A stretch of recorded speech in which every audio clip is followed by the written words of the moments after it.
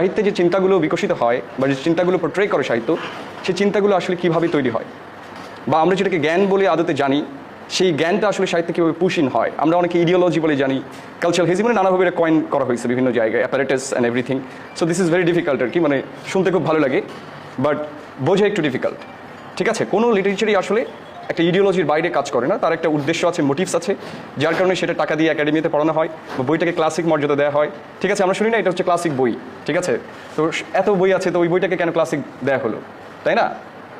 আপনারা যদি English literature শেক্সপিয়ারের দিকে তাকান, তার আসলে সাহিত্য মার্গীয় যে ধারণা সেটা অতটা উন্নত নয়। আপনি যদি ফ্রেন্সের দিকে তাকান সেদিক থেকে, তবুও শেক্সপিয়ারকে ক্লাসিক করা হয়েছে, কারণ হচ্ছে ইংরেজি সাহিত্য বা কালচার বিকশিত করানোর জন্য।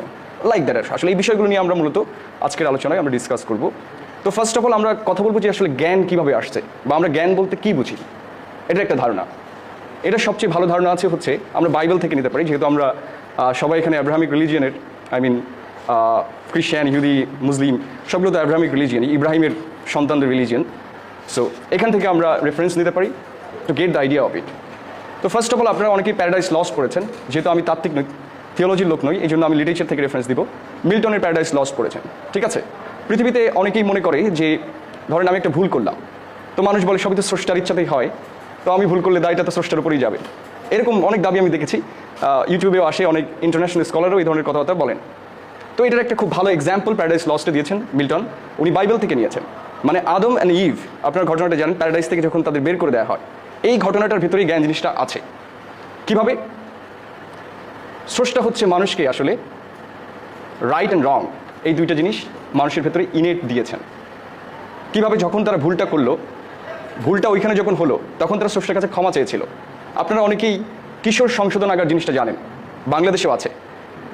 অল্প বয়সে যদি ভুল করে তাকে কোথায় পাঠানো হয়? জেলে, সংশোধনাগারে। তারপর সে যদি সংশোধিত হয়, তারপর তাকে সাধারণ লাইফে আবার ব্যাক করানো হয়। ওরা যখন ভুলটা করলো তখন ক্ষমা চাওয়ার পরে স্রষ্টা বললো যে ঠিক আছে, তোমাদেরকে আমি একটা কিশোর সংশোধনাগারে পাঠালাম, কিন্তু সংশোধনাগারে যেতে হবে, তো যাওয়ার জন্য আপনাকে কী দেওয়া হলো? আমানত দেওয়া হলো। এটা হচ্ছে সূরা আহজাবের 72 নম্বর আয়াতে বলছে কুরআনে। যেহেতু আমি বললাম যে যারা কিতাবে বিশ্বাস করে তাদের 4টা কিতাবেই বিশ্বাস করতে হবে, যে কিতাবগুলো এখনও বর্তমান আছে, কিছু কিছু হয়তো ফুলি পাওয়া যায় না। সো এই আমানতটা কি? স্রষ্টা বলছে আমি পাহাড়কে বললাম তুমি আমানত গ্রহণ করো, আমি নদীকে বললাম, তারা সেটা গ্রহণ করতে মানে সক্ষমতা প্রকাশ করে নাই, যার ফলে সে মানুষ সৃষ্টি করছে এবং মানুষ বলছে যে আমি এটা গ্রহণ করব। পরে বলছে মানুষ হচ্ছে বেঈমান এবং তারা এটা রক্ষা করতে পারে নাই। সেটা কি? মানুষকে স্রষ্টা ওই সময়ে ওদের যখন পৃথিবীতে পাঠাবে তখন তাদেরকে দুইটা জিনিস দান করেছেন। দুইটা মানে একটা জিনিসই, সেটা হচ্ছে জ্ঞান। এই পৃথিবীতে প্রত্যেকটা মানুষের ভেতরে, সে বই পড়ুক নাই পড়ুক, সে যখন ভুল করে তার কনসিয়াসনেস ডিরেক্টলি বলে দেয় এটা রাইট অর রং। এটার জন্য পৃথিবীর কোনো বই পড়ার দরকার নেই, নাথিং। এটা ইনেটলি মানুষের ভেতরে আছে। এমনকি মডার্ন সায়েন্স, আপনি প্লেটোর কথা চিন্তা করবেন, সে আইডিয়ালিজমের কথা বলেছে যে আমরা একটা ভাব থেকে বাস্তবে আসছি। প্লেটো স্বীকার করছে। ইভেন যারা নোম চমস্কি পড়ছেন, এখানে লিঙ্গুইস্টিক্স আছে, খুবই রিলিভেন্ট নাও, সেও বলছে ইনেটিজম, মানে মানুষের ভেতরে ভাষা শেখার স্ট্রাকচার রয়েছে, মানে সে স্রষ্টা প্রদত্ত এই বিষয়টাকে অ্যাকনলেজ করছে।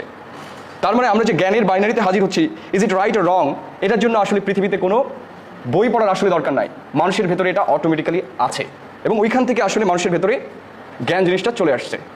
মানে সেই জিনিসটার ভেতরে এবার অনেকে বলবে তাহলে আমার যদি রাইট অ্যান্ড রঙের জ্ঞান দিয়েছে, তাহলে স্রষ্টা কীভাবে আমাকে বিচার করবে?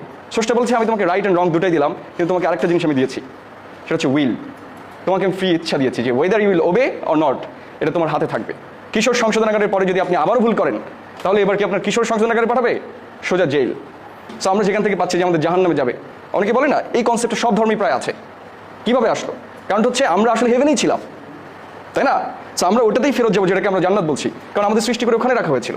সো আমরা যদি এখানে মিস্টেকটা করি, দেন আমাদের আসল শাস্তি দেওয়া হবে, মানে আমাদের এখন শাস্তি দেওয়া হয় নাই ফর দ্যাট মিস্টেক।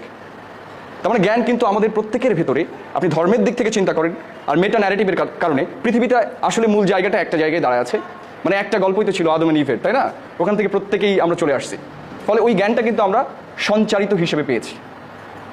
ঠিক আছে, দ্যাটস দ্য থিং। তারপরে যেটা আসে সেটা হচ্ছে মানুষের উইল টু পাওয়ারের কারণে মানুষ তার মতো করে পৃথিবী ইচ্ছা মতো যা ইচ্ছা করার সুযোগ পেয়েছে। ঠিক আছে, তার মানে সে প্রথম অর্ধে যখন সে ভাষা সৃষ্টি করেছে, প্রথম অর্ধে সে নিজের মতো করে জ্ঞানকে বিনির্মাণ করেছে, তৈরি করেছে। কোনটা রাইট কোনটা রং সে নিজেই জাস্টিফাই দেওয়ার চেষ্টা করেছে। আপনারা অনেকে রেনে দেকার্ট পড়েছেন, বলেছে I think therefore I am, I mean আমি যা বলিব ওইটাই জ্ঞান, মানে আমার চিন্তার ভেতরে যা আসবে সেটাই জ্ঞান, সেটাকে জ্ঞান হিসেবে প্রতিষ্ঠা করা হবে। রবীন্দ্রনাথ বলছে যে আমি আপন মনেরও মাধুরী মিশায় তোমারে করেছি রচনা, মানে আমি যে জ্ঞান সৃষ্টি করছি সেটা আমি আপন ও মনের ও মাধুরী মিশায়ে নিজেই রচনা করছি, ঠিক আছে? কিন্তু ব্যাপারটা এত সহজ নয়। আমরা কতজন জ্ঞান তৈরি করতে পেরেছি, এটা একটা প্রশ্ন। তাহলে কারটা আমরা জ্ঞান বলে নিচ্ছি আর কারটা নিচ্ছি না, দ্যাটস আ কোশ্চেন। রবীন্দ্রনাথ নাই বললো সে বড় সাহিত্যিক ছিল, আমরা মানলাম, সেটা ঠিক আছে। তাহলে আমি বললে কি এটা জ্ঞান হিসেবে প্রতিষ্ঠিত হবে? এখানে আমরা অনেকেই আছি, যেহেতু আমরা ডেমোক্রেসিতে বিশ্বাস করি, মনে করি যে মেজরিটি ইজ এভরিথিং, তাই না? সো আমরা সবাই মিলে একদিকে ভোট দিয়ে দিলাম, ওটা কি জ্ঞান হিসেবে কাউন্ট হবে? কিসের বেসিসে হচ্ছে? That's it. এই জ্ঞান যে জায়গা থেকে হাজির হয়, মানে আমরা সাহিত্যে যে জিনিসটাকে জাজ করি, দেখি, এটা একটা লেন্স আছে, চশমা আছে আর কি। পৃথিবীকে আমি যেভাবে দেখবো, যে চশমা দিয়ে দেখবো ওইরকম লাগবে। আপনি যদি নীল চশমা পরেন, পৃথিবী নীল লাগবে, কালো চশমা পরলে কালো লাগবে। এই যে জ্ঞান যেখানে দাঁড়ায়, এটাকে বলে এপিস্টম, মানে কোন জায়গা থেকে জ্ঞানটা তৈরি হচ্ছে। এটার একটা বড় সমস্যা আপনার পৃথিবীতে দেখতে পাবেন, যেমন আমাদের দেশের বামপন্থীদের মধ্যে এই সমস্যা সবচেয়ে বড় প্রবল। কীরকম? ধরেন মার্কস যে সময়ে তার ক্যাপিটালিজম আলোচনা করছে, ওই সময় জার্মানির যে অবস্থা ছিল, বাংলাদেশে কি এখন সেই অবস্থা আছে? ওই সময় পুরো ওয়ার্ল্ডের যে অবস্থা ছিল, সেই অবস্থা আছে? ক্যাপিটাল জিনিসটাই অনেকে বুঝে না, তারা থিওরি প্রয়োগ করে। ক্যাপিটাল হইতে গেলে আপনাকে সঞ্চয় করতে হবে। ধরেন আমি 1 লক্ষ টাকা ইনকাম করি, মাস শেষে দেখা যায় আমি 10,000 টাকা ধার করে চলতেছি। I don't have any capital at all. অনেকে মনে করে টাকা থাকলেই ক্যাপিটালিস্ট হয়ে গেছে। ক্যাপিটাল কোনটা? যেটা আমি ইনভেস্ট করতে পারি এবং তাতে রিটার্ন অন ইনভেস্টমেন্ট আসবে, যে সঞ্চয়টা আমি ইনভেস্ট করলে। তো বাংলাদেশের লোকের ক্যাপিটালই নাই, অলমোস্ট লোকেরই। আপনি হিসেব করে দেখবেন যে 50% লোকের কি নাই? ব্যাঙ্ক অ্যাকাউন্টই নাই, তাই না? সবাই মনে করে ব্যাংকে টাকা রাখলে আবার উদাও টুদাও হয়ে যায় কিনা। ইউ নো দ্য রিয়েলিটি, বাংলাদেশের ব্যাংক তো এমনি ব্যাংক নিজেই পালায়া যায়। তো যার কারণে এখানে ক্যাপিটাল বিকশিত হয় না। সো আমি সারাদিন যদি মার্কসিস্ট থিওরি আওড়াই, এখানে আসলে ওয়ার্কআউট করবে না, পজিশনটা এরকম আসে নাই, ঠিক আছে? তার মানে জ্ঞানের একটা এপিস্টম থাকে, একটা স্পেস থাকে, একটা টাইম থাকে, প্রত্যেকটা জায়গাতে সে আবদ্ধ। হ্যাঁ, কিছু কিছু আইডিয়া যেটা সব জায়গায় সময়ের সাথে সাথে দেখা যায় যে এখানে প্রযোজ্য হচ্ছে। যখনই আমাদের রেভলিউশন হচ্ছে, তখন আমরা কি করছি? আমরা কিউবা থেকে বিভিন্ন স্লোগান ধার করে আনছি, তাই না? ইনকিলাব জিন্দাবাদ, আমরা বিভিন্ন মার্কসিস্ট থিওরি ব্যবহার করছি। এভরিথিং যেখানে যেটা আছে, এটা আমাদের তখন নেসেসিটি হয়ে উঠছে, যার কারণে আমরা বিভিন্ন জায়গা থেকে ধার করছি। তো প্রথম পর্যায়ে আমি কথা বললাম যে মানুষ তার নিজের মতো করে জ্ঞান সৃষ্টির একটা চেষ্টা করেছে, কিন্তু একটা সময় এসে মানুষ আসলে নিজেই ওইটার স্লেভ হয়ে গেছে। মানে সে আর নিজের মতো করে জ্ঞান সৃষ্টি করতে পারে নাই, বরং জ্ঞান দ্বারা সে নিয়ন্ত্রিত হয়েছে, কন্ট্রোল হয়েছে। যেটা নিয়ে আমি গতদিন কথা বলতে চেয়েছিলাম, somehow I didn't do that. But টেক্সটের ভিতরে যে জ্ঞানটা আসে, সেই জ্ঞানটা কি আমরা নিয়ন্ত্রণ করছি আদৌ? Yes or no? ধরেন আপনি ছোটবেলা থেকে একজন যাচ্ছে রাস্তা দিয়ে, সে সিগারেট ফুঁকতে ফুঁকতে যাচ্ছে, এটা খুব normal in the campus. So আপনার প্রথমেই মনে হলো, ইস বড় ভাইটা এত ভালো ছেলে নষ্ট হয়ে গেল, তাই না? জাজমেন্ট ইটস কামিং দেয়ার, আমাদের ব্রেনে আসছে। আবার যে একটু লিবারেল টাইপের, আই মিন যে নিজেও স্মোক করে, তার কাছে ইটস নর্মাল, সে যে বলতো ভাই একটা দেন, তুমি যাই। সো তার মানে হচ্ছে যে আমরা প্রতি মুহূর্তে কীভাবে জাজমেন্ট করি, এটার একটা নির্ণায়ক আছে, এটা একটা মিডিয়াম আছে। সেটা হচ্ছে আমরা ছোটোবেলা থেকে কী পড়ি, কোন সমাজে বড় হই, তারা আমাদের আসলে এই জিনিসটা শিখেছে, what is wrong and what is right. So আমি এই জন্য স্টুডেন্টের বলি যে আপনি যদি কোনো একটা লিটারেচার পড়েন, নন ফিকশন পড়েন, এটা যদি ক্রিটিক্যালি না পড়তে পারেন, তাহলে it will be dangerous for you. কারণ নেক্সট টাইম আপনি যখন জাজ করতে যাবেন, ওই জায়গা থেকে আপনার জাজমেন্ট তৈরি হবে, ওই বইয়ের ওপর থেকে জাজমেন্ট তৈরি হবে, যেটা আপনি ক্রিটিক্যালি পার্টি করেন নাই, বিশ্বাসই করে ফেলছেন।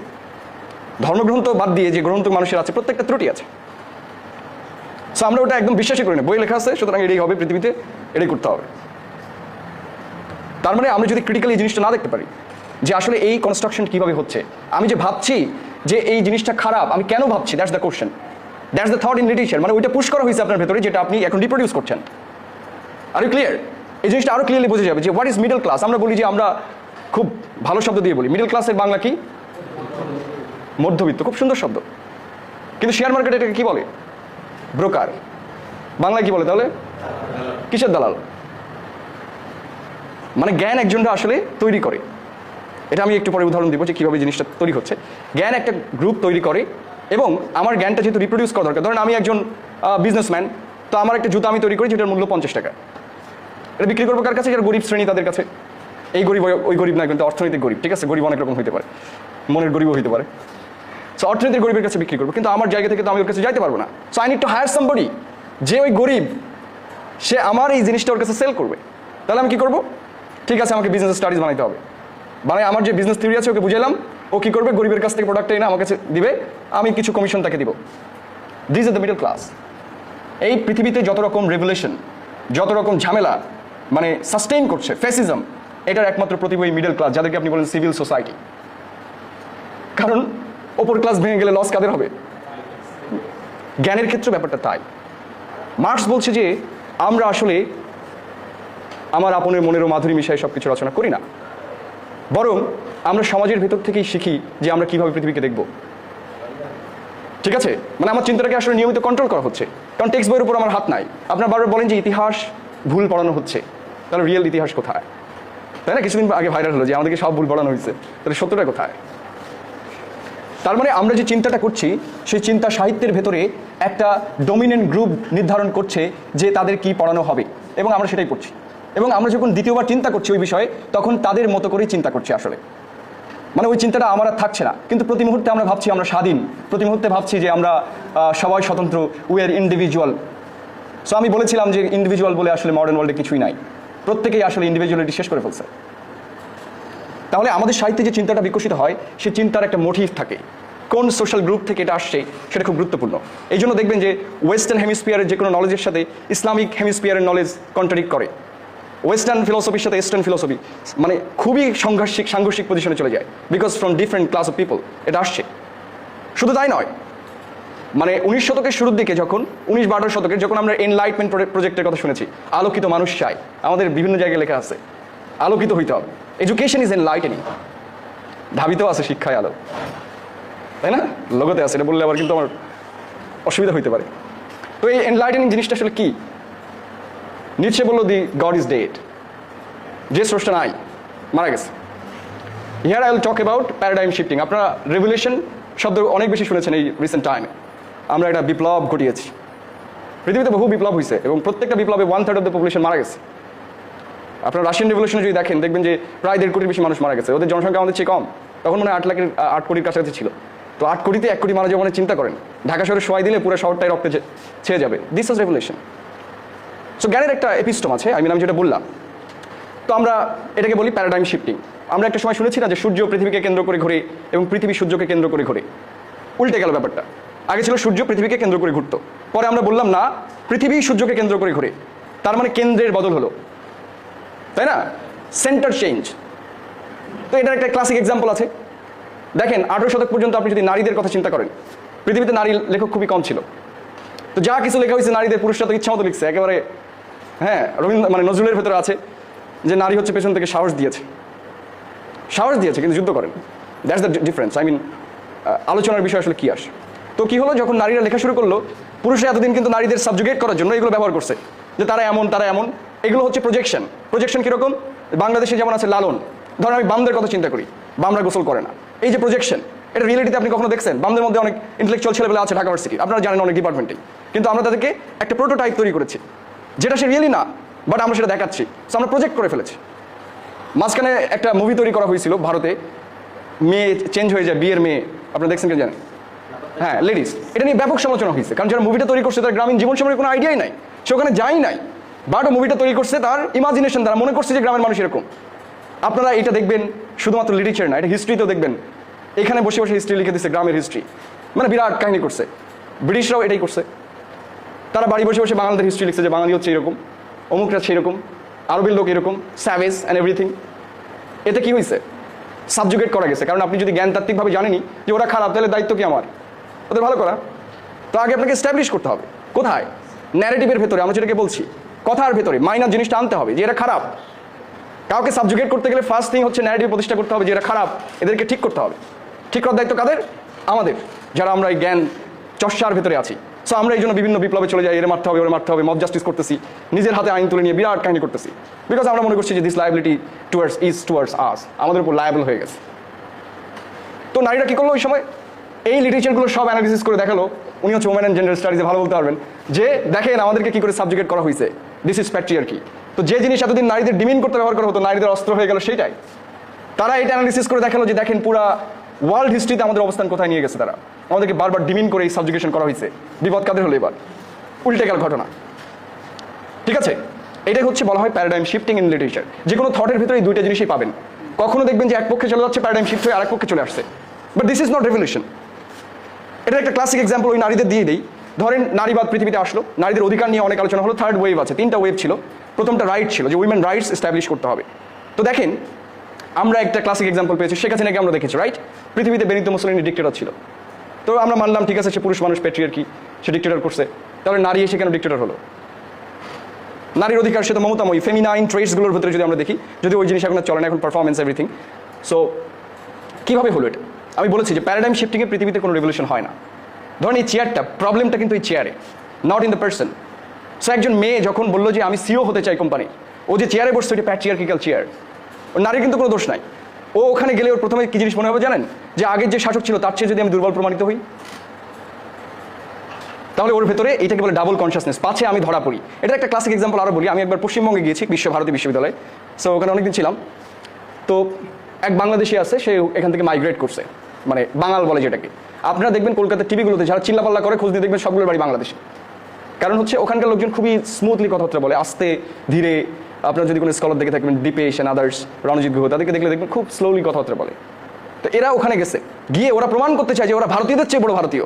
প্রতি মুহূর্তে ও যদি ধরা না পড়ে, পাশে ধরা পড়ে যায় ও হচ্ছে বাঙালি, মানে এদেশ থেকে গিয়েছে। সো এটাকে ডাবল কনসিয়াসনেস বলে।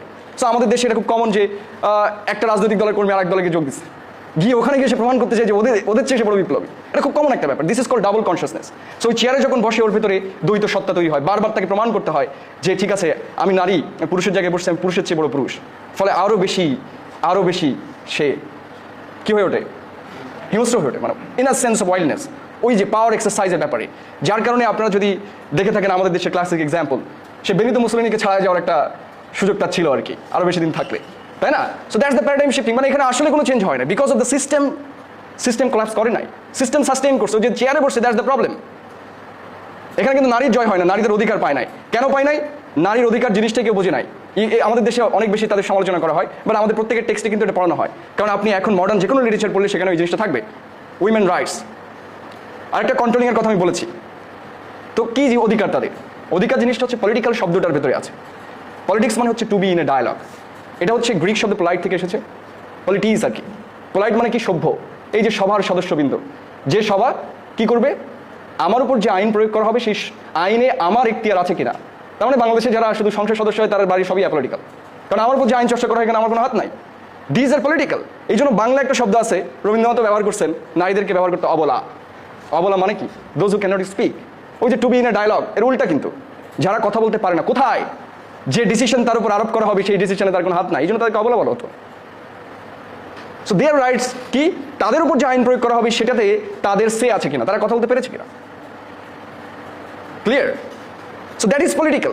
So if you are claiming yourself a political, আপনার ধারণা হচ্ছে যে আপনার উপর যে পলিসি মেকিং হচ্ছে সেটাতে আপনি অংশগ্রহণ করতে পারেন কিনা। যদি না পারেন, you are not a political being, you are too অবলা। মানে আপনারা সবাই অবলা ইন দ্য টেক্সট। সো টেক্সটের ভেতরে এই জিনিসটা থাকে, স্মল ভয়েসেস অফ হিস্ট্রি। প্রত্যেকটা চরিত্রের ভেতরে আপনি দেখবেন, অনেকেই বলে যে আমি সাহিত্য পড়বো কেন, পৃথিবীতে এত কিছু আছে। একটু আগে এক ছোটো ভাই স্ট্যাটাস দিচ্ছে, আমি যেহেতু আসতেছি, তো একটা কমেন্ট সে করছে, বলছে যে সাহিত্য পড়াচ্ছি রিক্সা চালানো ভালো। বললাম যে ঠিকই তো বলছে, রিয়েল। তো কেন সাহিত্য পড়ছি? আর সাহিত্যের ভেতরে কোন থটগুলো আমরা দেখছি? দেখেন, আমরা যখন একটা বন্ধুর পাশে বসে থাকি, আমি গতদিনেও বলেছি যে ভাষা কিন্তু আমরা কখনোই মনের ভাব প্রকাশ করে না, বরং উল্টাটাই করে। আমরা যা মনে ভাবি তার উল্টাটা বলি মাঝে মাঝে, পরিস্থিতির সাপেক্ষে, তাই না? ইউনো, ইউনিভার্সিটি আরও বেশি, যে ভাই আসসালামু আলাইকুম, ভাই দেখতেই পারি না, কিন্তু যেহেতু ভাই একটু ফেমাস, তো ভাই আসসালামু আলাইকুম দিয়ে একটা হ্যান্ডশেক করে ছবিও তুলে চলে গেলাম, তাই না? মানে উল্টাটাই করছি।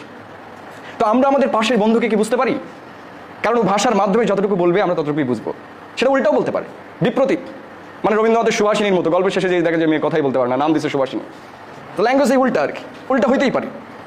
তো এই সাহিত্যের থটের ভিতরে যেটা থাকে, আমরা যখন একটা ফিকশন পড়ি, আমরা কিন্তু এই চরিত্রের ভিতরে ঢুকে যাই।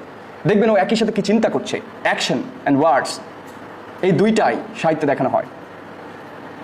সাহিত্যের চিন্তার ভিতরে একজনের অ্যাকশন কি, ধরেন নায়ক কি চিন্তা করছে, তার পারিপার্শ্বিক অবস্থা কি, অর্থাৎ তার সোশ্যাল কন্ডিশনগুলো কি, সে কোন অর্থনৈতিক অবস্থায় আছে, তার উপর কি প্রেশার ক্রিয়েট হচ্ছে, সেটা কিন্তু সে সাহিত্যে তুলে আনা হচ্ছে।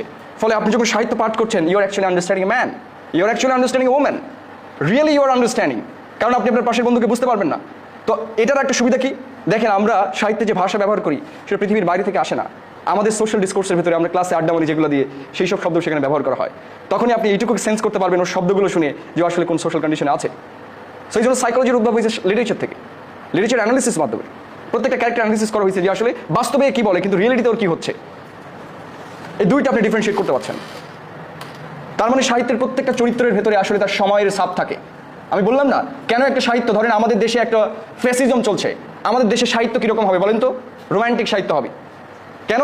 কারণ আপনি যদি রিয়েলিটি সাহিত্য লিখতে যান খবর হয়ে যাবে তো। ইভেন আমি এনলাইটেনমেন্টের কথা বলেছিলাম, ওই কথাই ফিরে আসছি, গড ইজ ডেড। তো পুরো পৃথিবীতে গডের পজিশন কি ছিল? আপনি ক্রিশ্চিয়ানিটির কথা চিন্তা করেন, জুদাইজমের কথা চিন্তা করেন, ইভেন ইন গ্রিক লিটারেচার, সেখানে গডের পজিশন কি ছিল? Almighty, he will control everything, right? কিন্তু আপনি যখন গড ইজ ডেড বললেন, গডের চেয়ারটা খালি হলো না? Yes or no? তাহলে গডের চেয়ারে কে বসবে? হিউম্যান। ইউরোপিয়ানরা হলো নিজের গড, তারা নিজেই ওই জায়গায় বসে গেল। মানে বলছি প্যারাডাইম শিফটিং হলেই চেয়ারটা বদলে যায়। সো মানুষ নিজেকেই গড দাবি করলো। আপনারা যেটাকে বলেন democracy, the will of the people, you are actually deciding everything. তো তারা কি করলো? তাহলে গড তো প্রার্থনা দাবি করে, মানে গডকে তো প্রার্থনা করতে হবে। আপনারা দেখেন না যে গ্রিক গডগুলা, কেউ গ্রিক মিথোলজি পড়েছেন? ইভেন রামায়ণ মহাভারত পড়তে পারেন, সেখানে দেখবেন গডরা যুদ্ধের মধ্যে ইন্টারফেয়ার করতেছে, তাই না? কোথাও যুদ্ধ হলে প্রথমে ইন্টারফেয়ার কে করে? America, right? একদম reality, I mean mythology in reality. Russia যুদ্ধ হলেই তারা they are claiming themselves actually ওইটা। তো কি হলো? মানুষ আসলে গডের জায়গায় বসে গেল। তখন কি করতে হবে? প্রার্থনা করতে হবে। তাহলে আমার তো মুরিদ দরকার। আফ্রিকাকে কি করলো? তারা কলোনাইজ করলো, করে তাদেরকে দাস বানালো। যেহেতু তারা স্রষ্টা, দাস বানাইছে, নারীদেরকে সাবজুগেট করছে। শুধু তাই না, আপনি এর আগে সোসাইটি দেখবেন নারীর হচ্ছে মাতৃতান্ত্রিক সোসাইটি ছিল, অর্থাৎ তারাই আসলে কন্ট্রোলিং ফোর্সে ছিল, ছেলেরা শিকারে বের হইতো। আচ্ছা আমি একটু থামি, আজান দিচ্ছি যার কারণে।